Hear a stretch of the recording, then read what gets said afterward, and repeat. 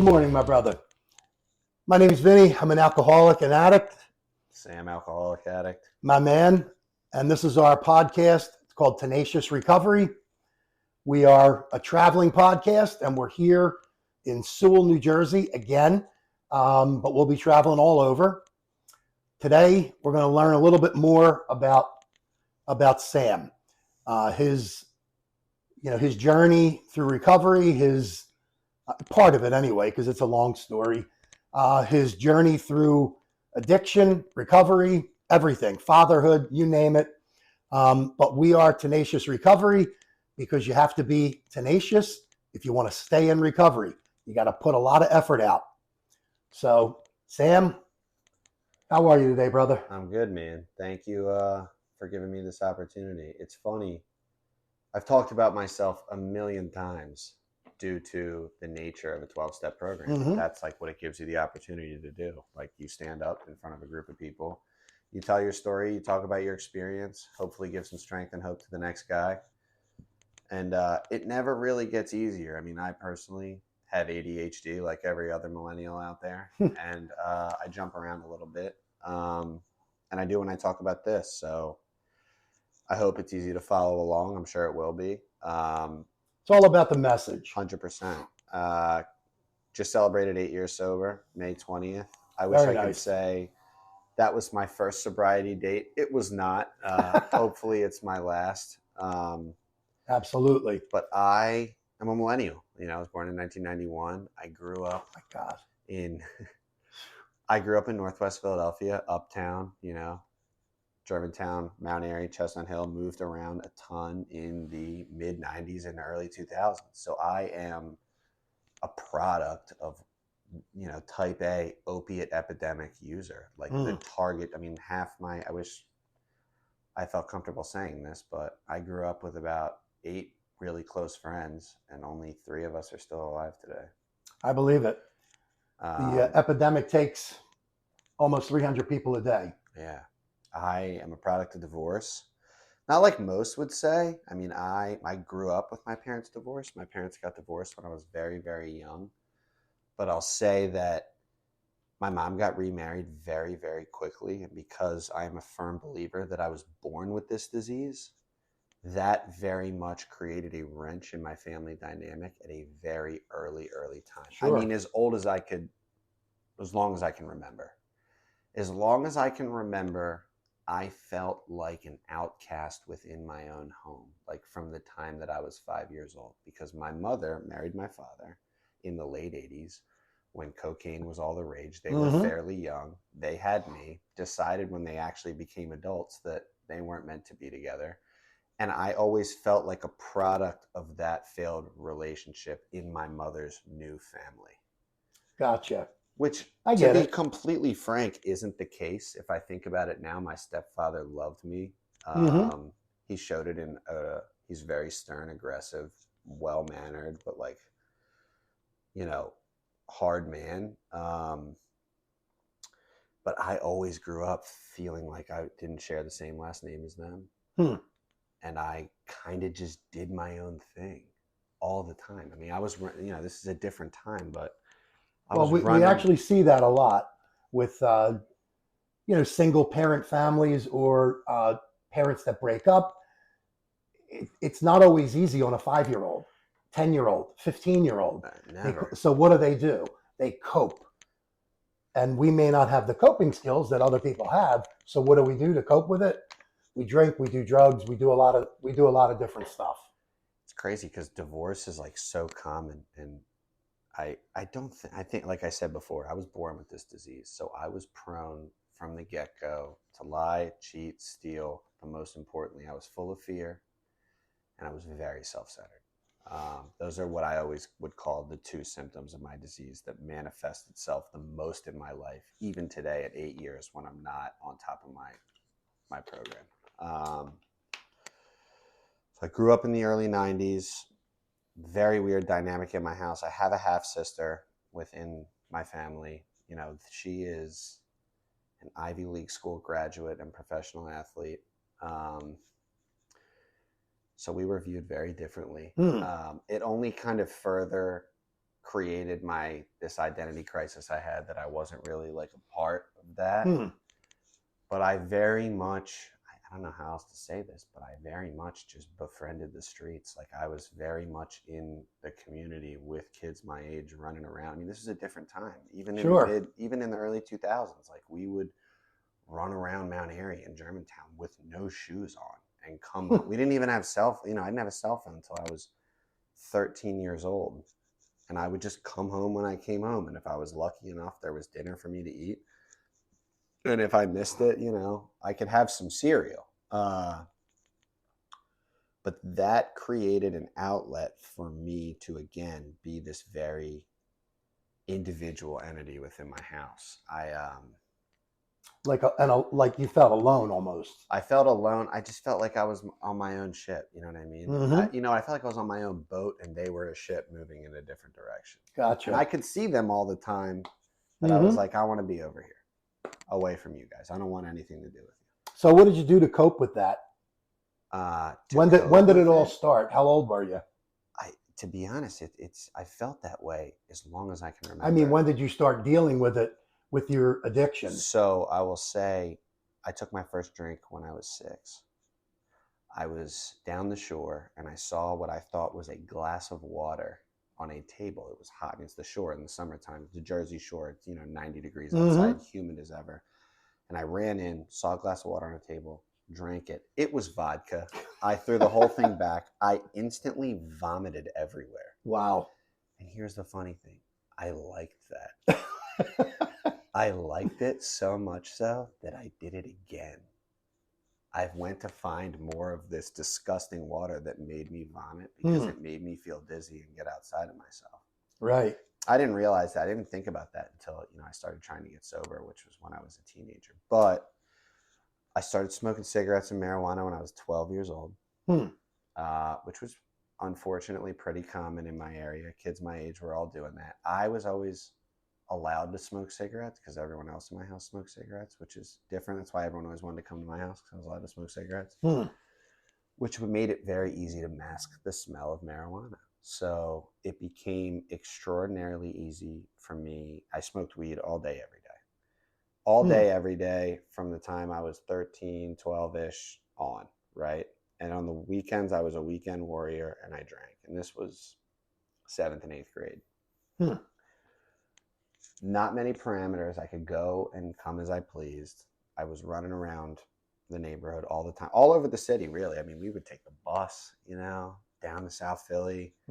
We would go to Fairmount Park. We would go to Bluebell Hill Park. We would throw keggers in the woods at Valley Forge, which all felt very, very normal at the time, because that was what our peers did. That was what the generations above us did. It wasn't until I got to high school. I was an athlete. I played soccer most of my life. When I found drugs and alcohol, that very much became a secondary priority.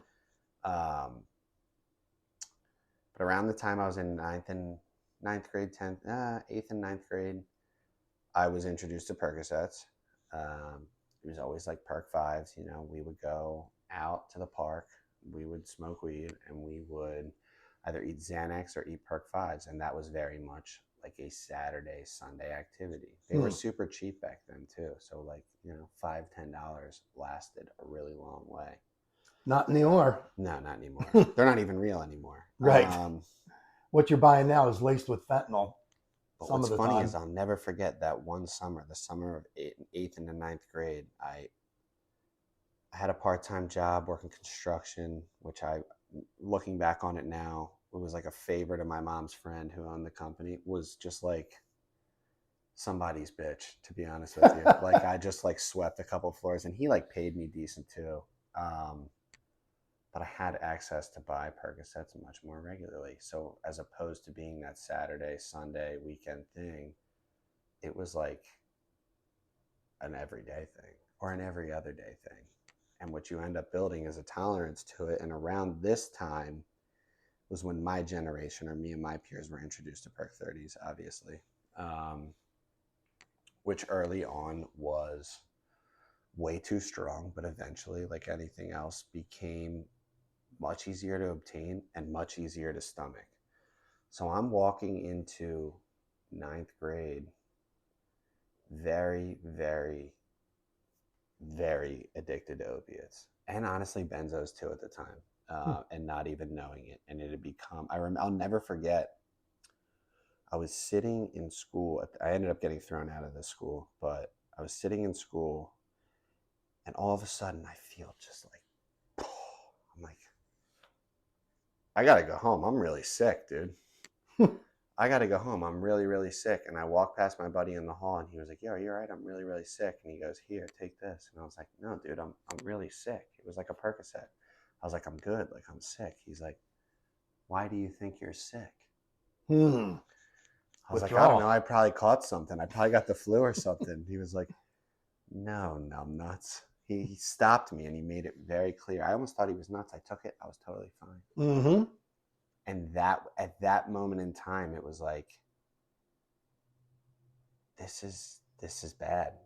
I didn't really care because I was a kid and I just wanted to keep having fun and using and living life. But I progressed through all of ninth grade with that until things came to a screeching halt. I mean, my family knew I experimented with drugs and was kind of a problem, but it came. I remember my mom found a ton of drugs in my room once, like an absolute ton. Hmm. That I actually owed money on, and they were fronted to me by a drug dealer, and she took the liberty to throw them in the trash. And I said, "We're in some serious trouble, Mom." How much did you owe? I think like $1,100, It's a lot for a which in high like school in sophomore. 2005 was a lot of money. Um, she was distraught with me. I'll never forget. She ended up sending me to this adolescent outpatient program that was far from my house. It was in the main line Hmm. with a therapist that I will say later in my life saved me. Hmm. But she was no BS. Her name was Patty.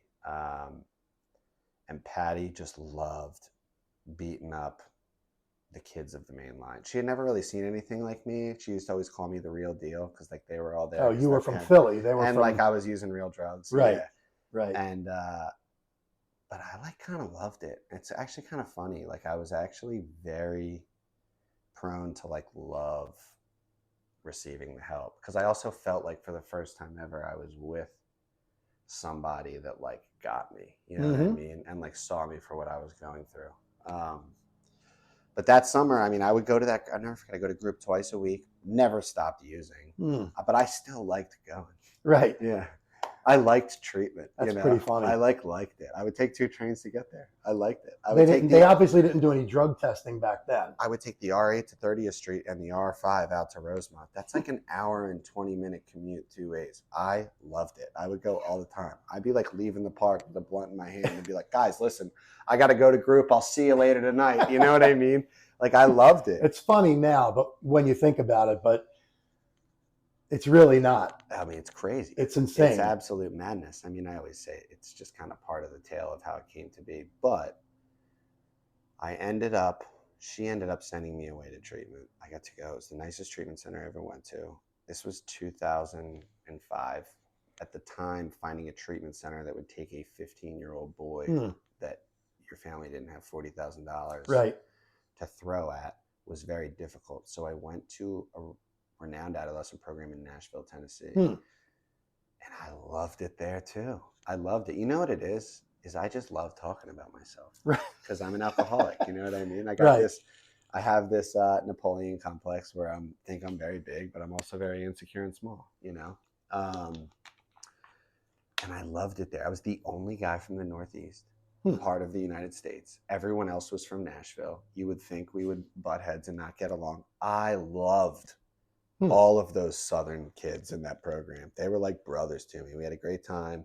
They called me Philly. You know what I mean? That was my nickname. I was down there for like 35 days.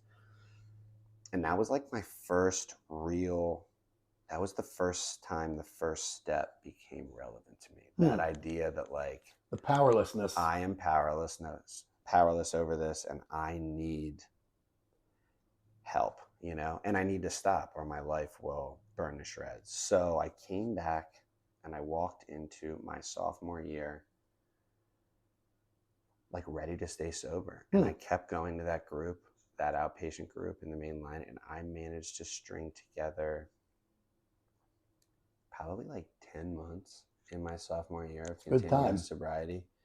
Um, I didn't do anything. I wasn't like AA at that time. I was still very young, seemed old fashioned. I just also don't think that my life had gotten bad enough on paper that the verbiage of Alcoholics Mm-hmm. Anonymous really spoke to me. Right. It felt very like kind of weird and uncomfortable. But I loved going to group, and I stayed sober. And I met a girl at the time through that group who I ended up later relapsing with well into it. And this time we were sniffing heroin. We were no longer using Percocets. This was when Oxy 80s were around. We were very quickly, right? It was the tail end of Oxy 80s. We were very quickly going from Oxy 80s into heroin. And the rest of that year was hell. I went to 2 more treatment centers as an adolescent. This time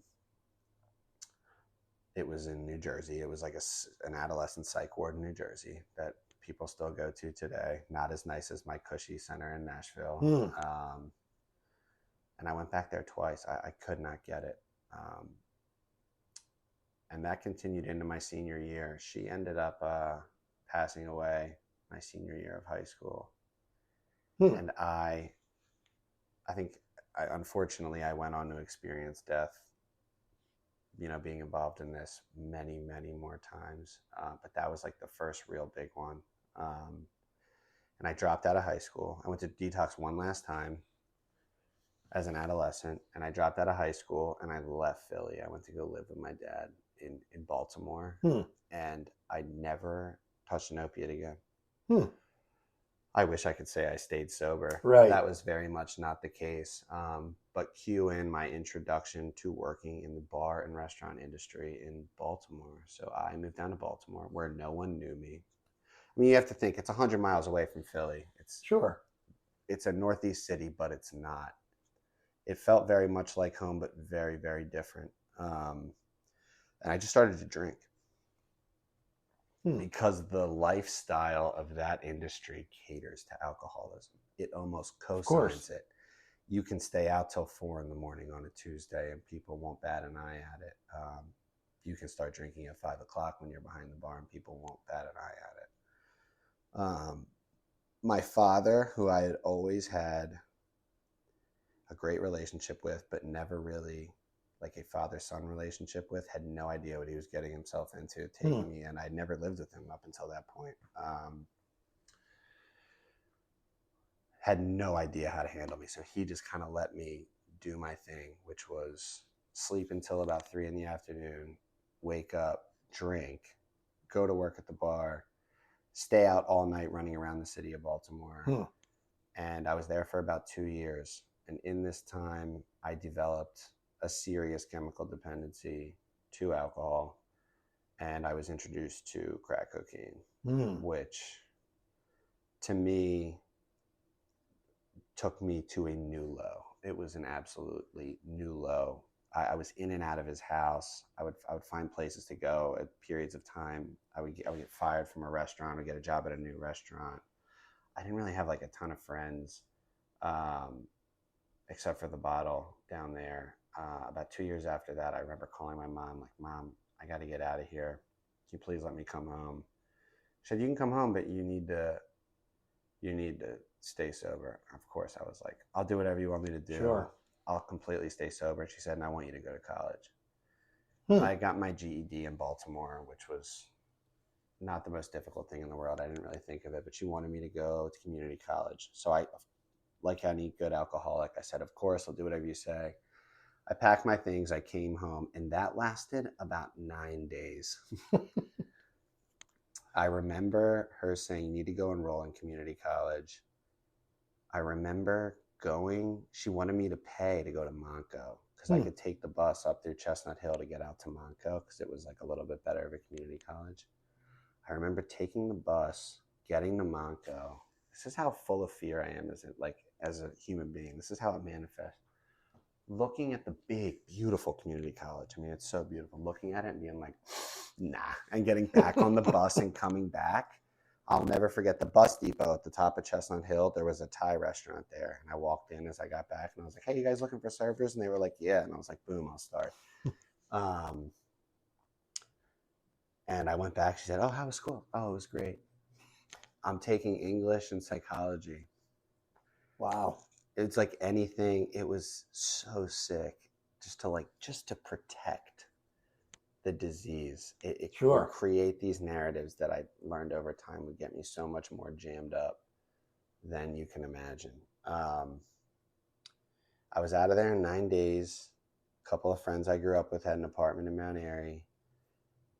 And I essentially they let me move in. It was a 2-bedroom apartment. 5 of us lived there. We turned this apartment into a crack house. Wow. I mean, I think back now, one of the kids living there had like never done a drug in his life. He ended up becoming horribly addicted to opiates and cocaine. And for the next 2 years, I'll say I was essentially homeless. Like I would go, friends would put me up, let me sleep on their couch. I would meet a girl, I would stay with her. I probably worked in like 27 bars and restaurants in those 2 years. I would lose my job. I would not show up. I was about 110 pounds soaking wet. I just walked around with a backpack of clothes. People would let me shower periodically. I like to always tell people I was a very efficient, classy homeless person because more often than not, I had someone's couch to crash on. I spent a good couple nights outside. I spent a good couple nights not sleeping at all. It was torturous. I mean, my life had gotten so bad and I couldn't even see it. I just thought that this was how it was going to be forever. I was going to go on, maybe periodically I would get, I would sublet a room. Sublet rooms in the worst neighborhoods of Philadelphia you could imagine. And I wouldn't sleep. I never slept. I mean, I never slept. And every cent I make, sometimes hundreds and hundreds of dollars a night, would go to the stem, would go to smoking crack and drinking as much whiskey as I possibly could to take me down. My skin started to turn yellow. And my mom would always let me come home for Christmas. Christmas night, she would let me come stay at home. And I remember one Christmas, she had decided, she said, you're going to die. Like, you need to stop. We need to go see Patty, that same therapist that saw me. How old were you at the time? I was 22. I was freshly 23. Freshly 23, actually, because that sobriety date I had was April 29th, 2014. And my birthday is April 26th. So it was just after my 23rd birthday. I went to go see her, and she put me in Malvern Institute. She put me in a local treatment center that I had been to before. I've been in and out of there. I would go to detox throughout those years periodically as well, but I would never stay for full treatment. But she, really said, you need to stay. I went on a scholarship too. They took me for free because of her. She said, you need to kiss the city goodbye. Like, you need to put it in the rear view. And I just went and I just listened. It was like that moment that they talk about, that moment of clarity where like everything I do and everything I say is nonsense and doesn't work. And I need somebody to tell me how to live. It sounded like you finally got it. So I went to Malvern. I'll never forget, everyone was going to Florida at the time. This is 10 years ago. Yep. And I was like, I want to go to Florida. Sure. And they were like, you can't go to Florida, bud. You are going to go to this little recovery house over here in Malvern. And of course I was like, I can't live in Malvern. And they're like, well, you're in Malvern now, so it's not too far away from where we're currently sitting. And I went there, and it was the beginning of like of recovery for me when I stepped foot in there. Everything was great. I got a job at a local restaurant, and I met my wife, who's now my wife, in a young people's AA meeting in Villanova, Pennsylvania.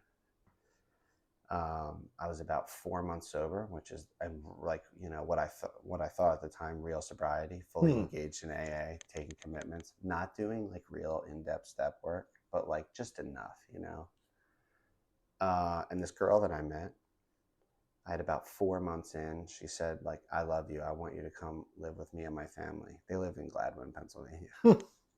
Very nice area. I'll never forget. I was like, okay, yeah, that sounds great. Sure. She comes to the recovery house with her car. We pack up all my stuff. We go there. I'll never forget. We pull up to her family's house, who I knew, and she was like, I didn't tell my mom that you were moving in. And I was like, That's what? awesome. You didn't tell her I was coming? She's like, yeah, just hide your stuff upstairs. We'll tell her eventually. She'll just think, we'll tell her tomorrow. And I was like, what? I'm so blessed now to say that I have a great relationship with my in-laws, but like, how crazy is that? That's insane. If my daughter brought some guy home and was like, yeah, he's living here now, I'd be like, you're both out of here. Yeah. You know what I mean? Get out of here. That's now. hilarious. My now wife, I would say within 4 or 5 months of me living there, got pregnant with my first daughter, Sophia. I don't think we ever knew that this would become what it is today. But she got pregnant with Sophia, and I realized that I hadn't been making enough money to support a family. I was working as an expediter in a restaurant, which is nothing bar related. It's basically in the kitchen. I would yell at chefs all day and be like, this is what we need to do to get this entire table sold now. I was actually quite good at it, but it paid an hourly wage. I wasn't making a ton of money. I was living in my girlfriend's parents' house. So I needed to go back to making tips. So a friend of mine offered me a job at the Sofitel in Philadelphia, prestigious European hotel chain. And I took that job, and she and I signed a lease for a 1-bedroom apartment in Bryn Mawr, Pennsylvania, on the main line. And life seemed great. I almost thought that I had put this thing behind me. I had about 16 months sober. My daughter was born in June of 2015. And I was drunk by September of 2015. Now, my girlfriend at the time, who's now my wife, she had never seen me drunk. She didn't know that. She met me when I lived in sober living. Right. She had no idea what she had gotten herself into, because my sobriety date's May of 2016, right? So from September to May, what is that? 8 months. I dragged her through the mud. I mean, I showed her what hell probably really looks like. I would go missing for days on end. I picked up working still at the Sofitel, and it was like it had never left. It was worse than ever. I would try to go to detoxes. I wouldn't be in touch with her for 5 days. I got us evicted from our apartment. Crazy story, and it took me years to be able to tell this story. One night she was like, when are you coming home? When are you coming home? It's like 2 a.m. I'm like, well, I would take the Broad Street line out to 69th Street, and then the trolley out into Bryn Mawr. I said, oh, I'm on my way. And I told her, I then proceeded to go to a dive bar where someone I knew was, and we closed that dive bar. We sat there till like 6 a.m. And I'm walking home from the dive bar, and I'm trying to figure out what I'm going to tell my wife, what lie I'm going to feed my wife, and I don't know what to do. I just start punching myself in the face. Really? I'll never forget this. I just started punching myself in the face.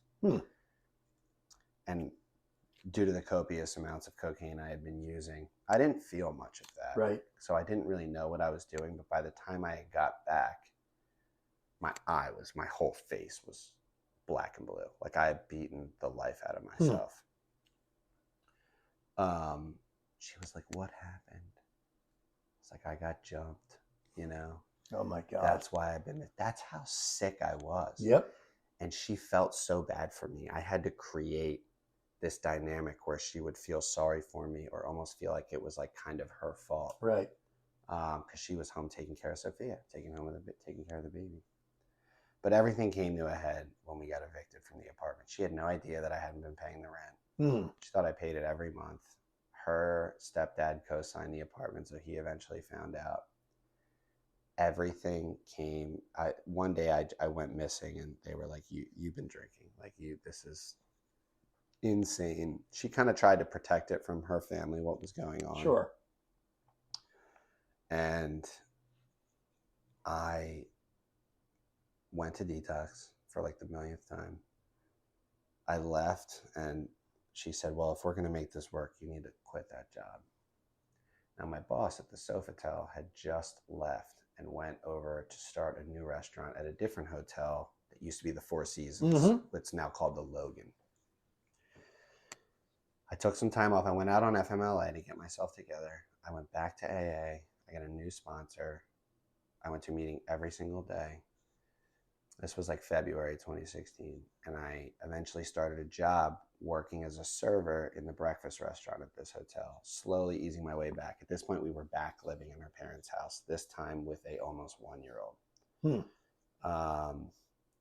Very much still on thin ice. People did not trust me, rightfully so, but I was trying to do my best.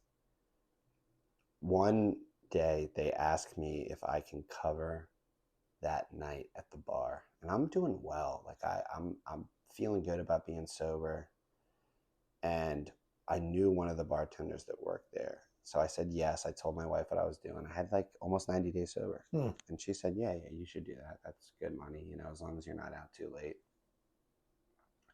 I was gone for 5 days. I was gone for 5 days, and in that 5 days, even though I had 90 days sober, the way my body works is if I drink enough, it almost triggers it to remember that I'm chemically dependent on this. Sure.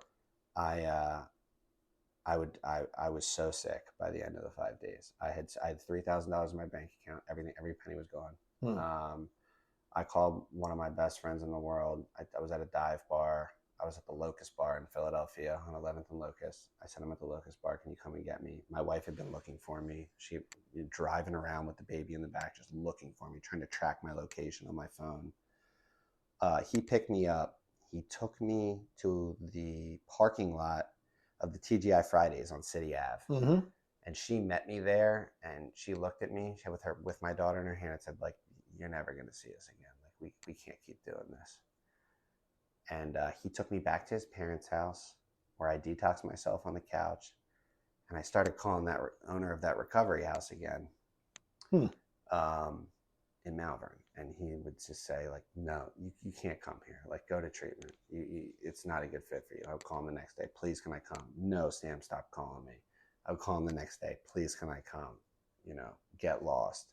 The last day, he said, "Can you get here in an hour?" I was like just coming out of it, physically. And I said yes. And I spent the last $40 I had on a cab to get from Wynwood to Malvern with a trash bag full of clothes. It was May 20th, 2016. I remember, I'll never forget this, because one of my close personal friends now was there when I got there.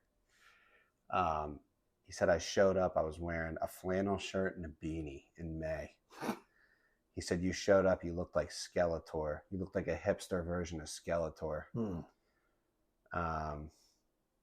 And that is when this journey really began for me, because my wife said that the odds were stacked against me. She did not want to be fully invested in this.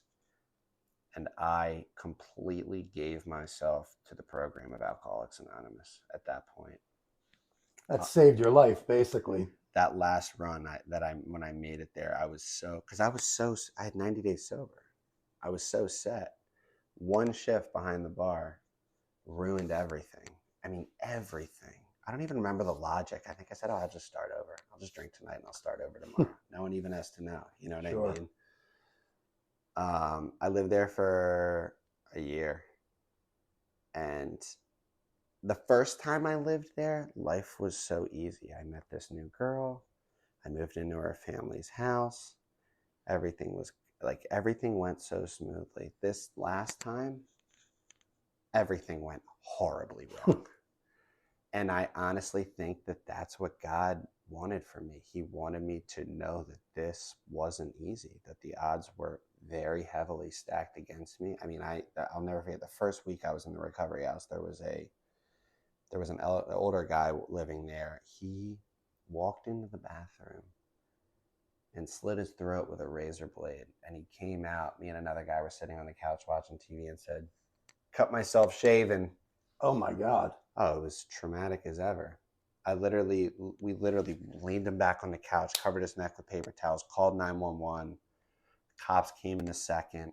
I'm chain smoking cigarettes out in the front. I remember my buddy pulls up in his car. He goes, "What's going on?" We called the guy Pop Pop. I said, "Pop Pop slit his throat." And he was like, "Ah, very funny." And I was like, it was one thing after the next. I got catfished out of a job. There was another kid who lived there. I was looking to find a way to make money to send my daughter money, Mm-hmm. and I couldn't work in bars anymore. That was my thing. I knew I could never step behind a bar again. He offered me a job at his family friend's tablecloth warehouse. They would do linens for tablecloths. And this guy said, "You can go work there." This is 2016. It says it pays $22 an hour, which I thought I would work there for the rest of my life. I thought Yeah, that was the right. greatest job ever, but I couldn't start until July. It wasn't a real job. The kid who offered me the job had made up the job and also made up the email address of the woman I was corresponding with. Hmm. That was his own thing. I don't hold it against him. When I found out it was him, I made very violent threats against him. I've since made amends to him for those Good. violent threats. We have a good relationship today, but it was all kind of part of the journey of that first year. It was so tough. I got a job making coffees at a local cafe, which was so not my speed. My ego always tells me, like, I work in bars in the city. I make $40 cocktails. Mm-hmm. Coffee means nothing to me. That coffee shop kicked my ass, dude. It was honestly one of the best jobs I ever had. How about The that? people were nothing like me.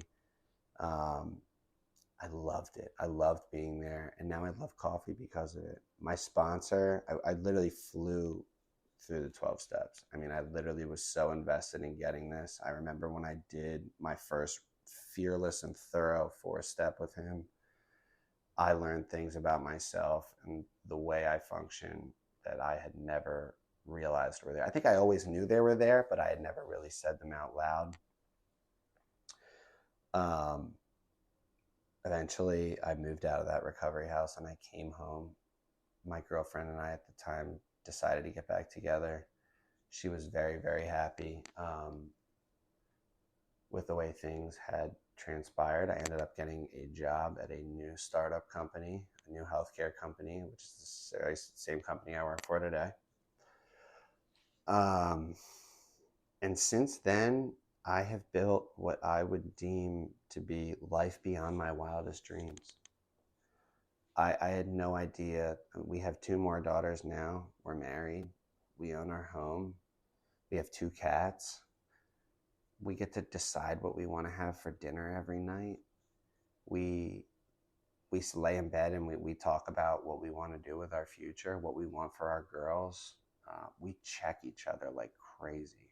You know this. You've Sure. been married to the same woman for longer than I've been alive, 31 years. almost as long as I've been alive. We have this relationship that I don't think we were supposed to have. I think Hmm. that we were supposed to part ways very early on, but she waited around for me to kind of get it together. And knock on wood, I hope she's happy today that she did. That's a good woman. Um, I'll say that the gifts of sobriety to me are having a family, are things that distract you from Alcoholics Anonymous, right? Good job, good relationships, going on, being able to travel, being able to be around to watch my daughter go to gymnastics, Sure. the other one's dance recital, watching them come into their own as their own little human beings and the way that they interact in their social circles, and knowing what I know now, trying not to judge the social cues that maybe one of my daughters may have the same disease that I suffer from, because that's not my place to decide, and that it's so hard, and it is so I mean, it's the greatest challenge I've ever known. Sure. And it continues to grow. I mean, none of my children know that I suffer from this disease. And I actually wanted to ask you how old were they when you decided to tell them what this was? Well, or what happened to you and to what extent? My kids are almost 29, 27, and almost 26.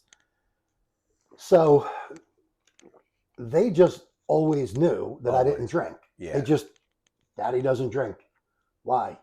Just because. Mm-hmm. And then eventually, I don't know how I came to tell them, but I'll be perfectly honest with you, I don't recall how I came to tell them, but they just kind of knew that I used to do it really bad, and now I don't do it anymore. And that was at a fairly young age. They were probably almost teenagers, I would say, but it happens over time. You don't sit them down and say, Daddy's an alcoholic and a drug addict, and here's what happened in his past.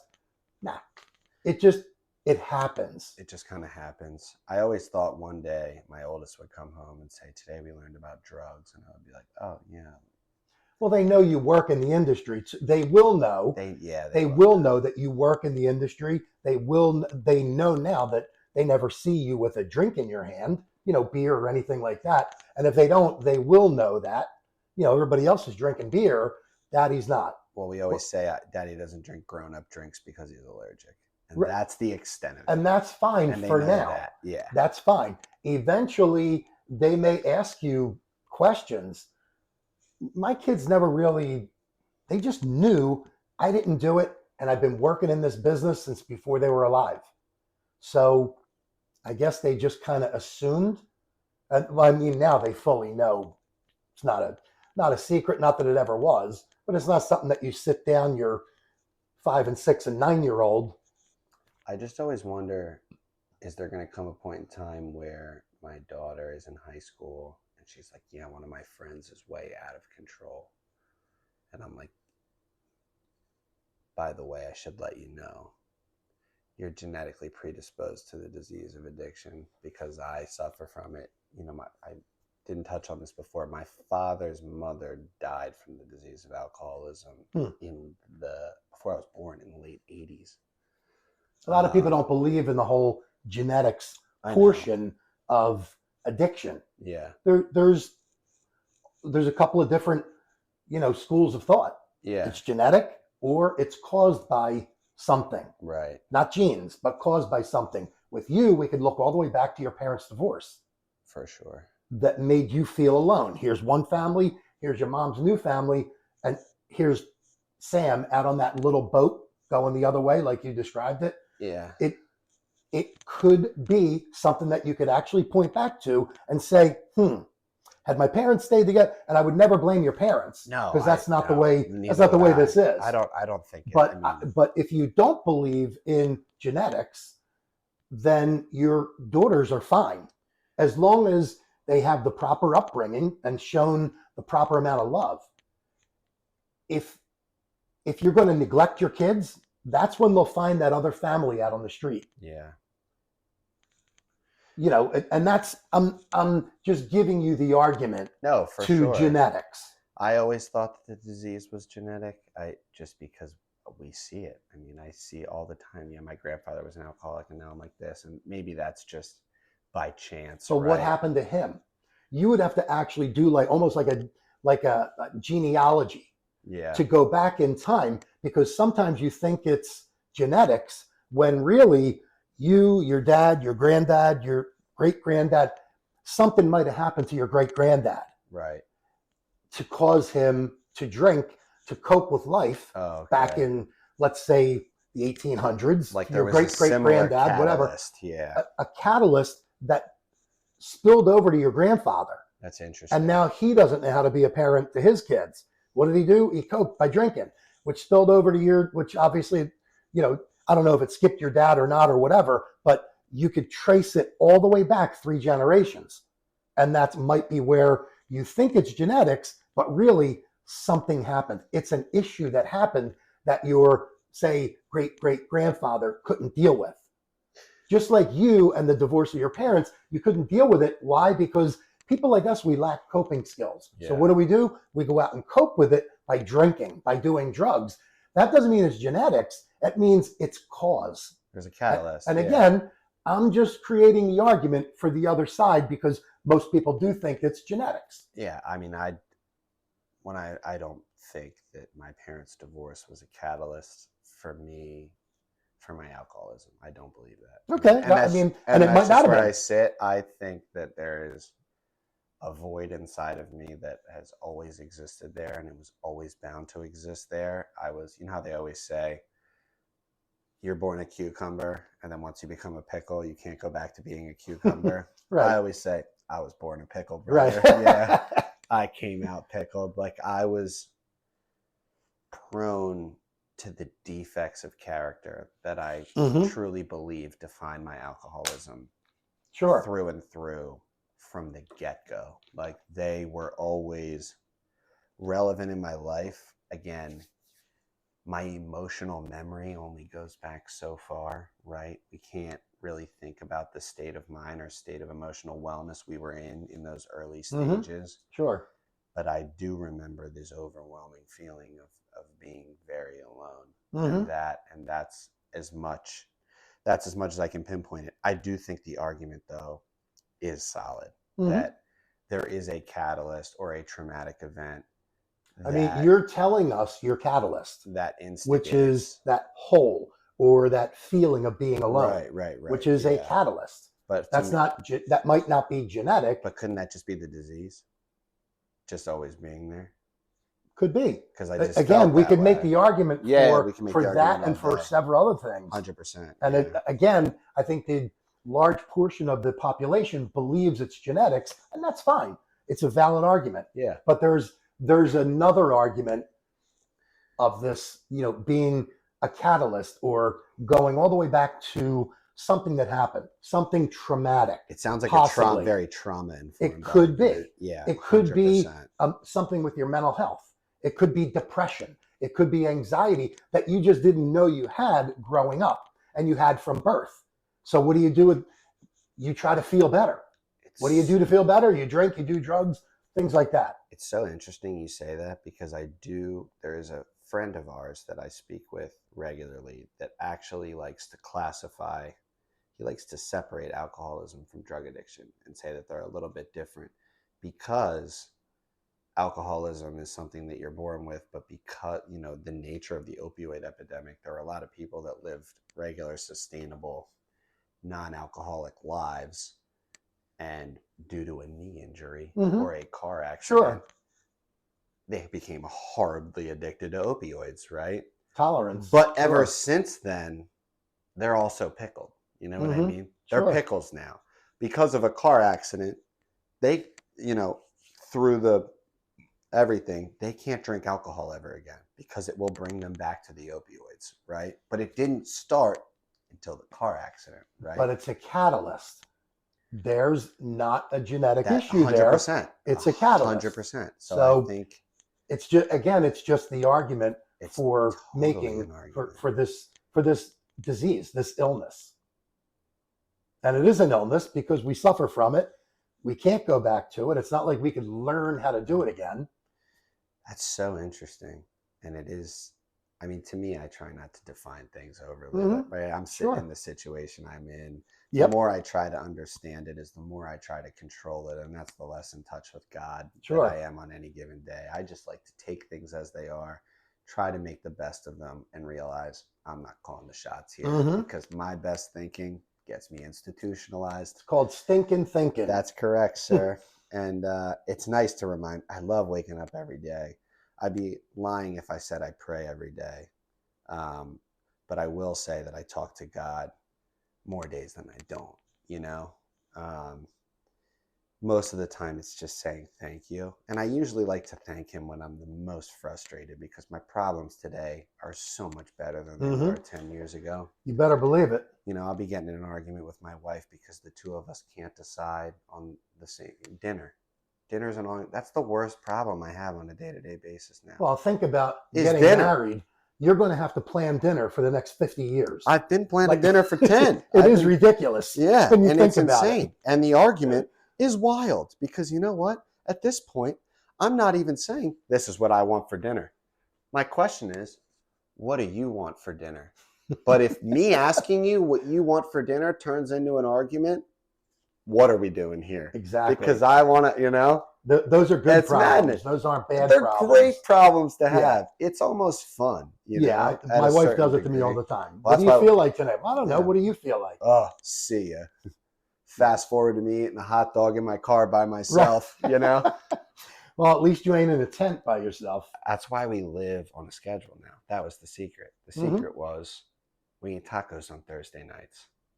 We do that usually on Tuesdays. Most Americans do. We're a little against the grain in the Sullivan household. We do it on Thursdays. Well, you're a rebel, man. We are, I know. The other tea day, the other taco. That's tea right. Day, That's right. That's all good. These are great problems to have.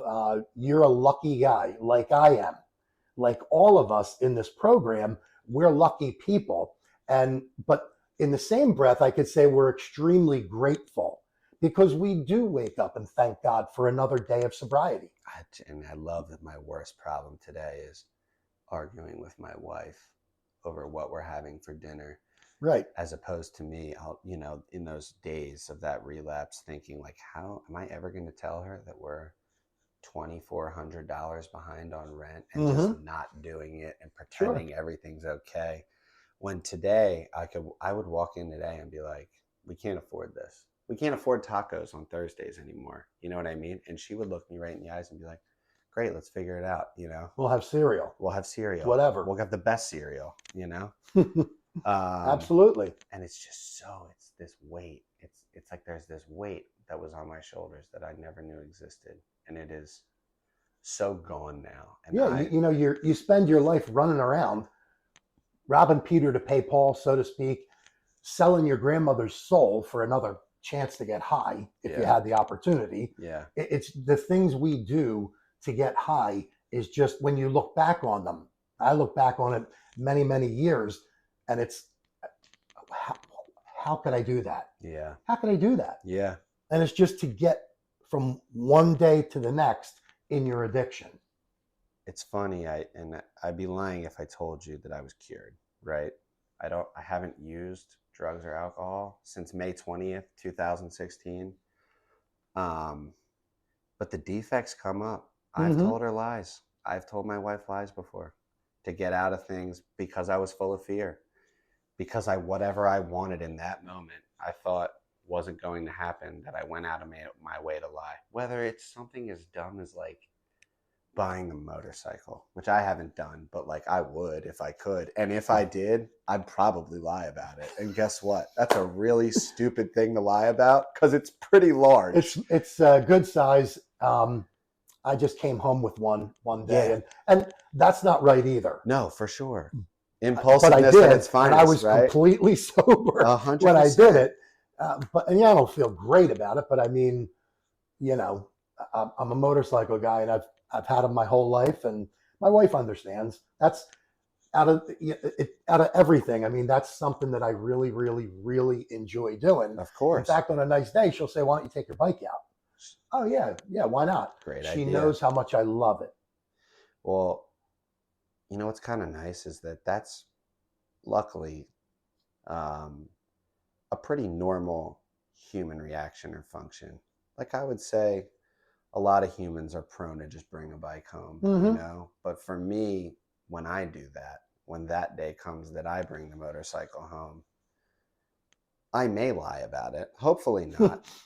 But what I will most then human beings don't do that. Right. Don't do what I did. Right. Don't do what you did. They talk about it and then they come to an agreement because you have to live with that girl for the rest of your life. So you don't just bring things home. You talk about it, unlike how I did it.